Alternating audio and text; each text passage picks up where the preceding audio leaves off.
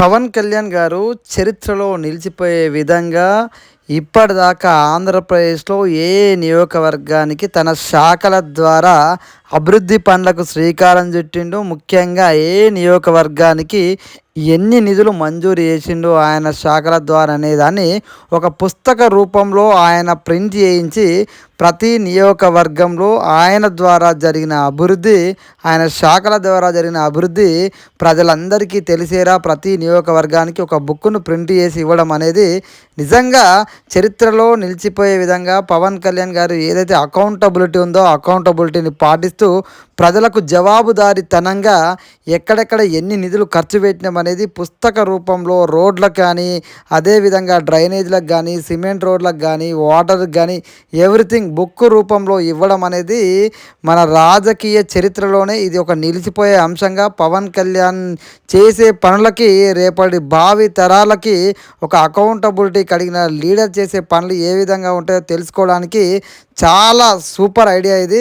నిజంగా పవన్ కళ్యాణ్ గారు ప్రతి విషయాన్ని ఇప్పటిదాకా గత ప్రభుత్వంలో ఏం జరిగింది, ఇప్పుడున్న ప్రభుత్వం ఏ విధంగా చేస్తుంది, ప్రతి దాన్ని పవన్ కళ్యాణ్ గారు చక్కగా వివరించడం జరిగింది. ఈ వీడియో చూస్తే పవన్ కళ్యాణ్ ఏం చేస్తుండో అనే వాళ్ళకి ఒక సమాధానం దొరుకుతుందని నేనైతే భావిస్తున్నా. ఈ వీడియో పూర్తిగా పవన్ కళ్యాణ్ గారి మాటల్లోనే వినండి. ఉదాహరణకి మీకు నరేగా కంపారిజన్ మీరు చెప్తాను అధ్యక్ష. మన ప్రభుత్వానికి వాళ్ళ ప్రభుత్వానికి తేడా.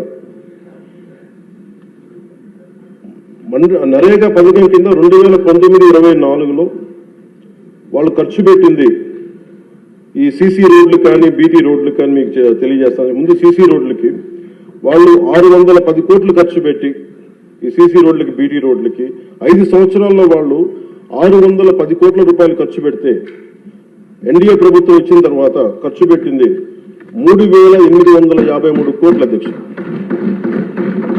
అలాగే సీసీ రోడ్లు వాళ్ళు 854 కిలోమీటర్లు వాళ్ళు 5 సంవత్సరాల్లో పెడితే మనం వచ్చి 6,000 కిలోమీటర్లు వేసాం అధ్యక్ష. అలాగే బీటీ రోడ్లు 5 సంవత్సరాల్లో వాళ్ళు 239 కిలోమీటర్లు వేస్తే మనం 1,331 కిలోమీటర్లు వేసాం అధ్యక్ష. అలాగే ఆల్ స్కీమ్స్ మన రూరల్ డెవలప్మెంట్కి సంబంధించి వాళ్ళు మొత్తం పెట్టిన ఖర్చు అధ్యక్ష 5 సంవత్సరాలు వాళ్ళు పెట్టిన ఖర్చు 4,610 కోట్ల రూపాయలు అయితే మనం ఖర్చు పెట్టింది 11,506 కోట్ల రూపాయలు ఖర్చు పెట్టాం. సీసీ బీటీ రోడ్ అన్ని కలిపి 8,100 కిలోమీటర్లు వాళ్ళు 5 సంవత్సరాలు వేస్తే మనం ఇంకా 2 సంవత్సరాలు పూర్తి కాకుండానే 17,551 కిలోమీటర్ల రోడ్లని ఈ రోజు మనం పూర్తి చేయడం అలాగే పర్మిషన్స్ ఇవ్వడం జరిగింది.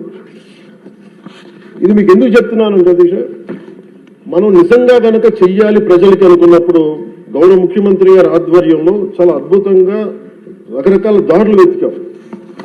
మనకి అప్పులు మిగిలిపోయి కష్టాల్లో ఉన్నాం, ఉన్న ఒక 100 కోట్లు ఎలా సర్దాలి, దేనికి ప్రయారిటైజ్ చేయాలని చెప్పి ఇది మా చిత్తశుద్ధి అంతా ఏంటంటే లాస్ట్ మైల్ జనానికి ఎలా అందించాలి అన్న ఒక తపన ఈ రోజున మనం ఇంత బలంగా ముందుకు తీసుకెళ్తాం అధ్యక్ష.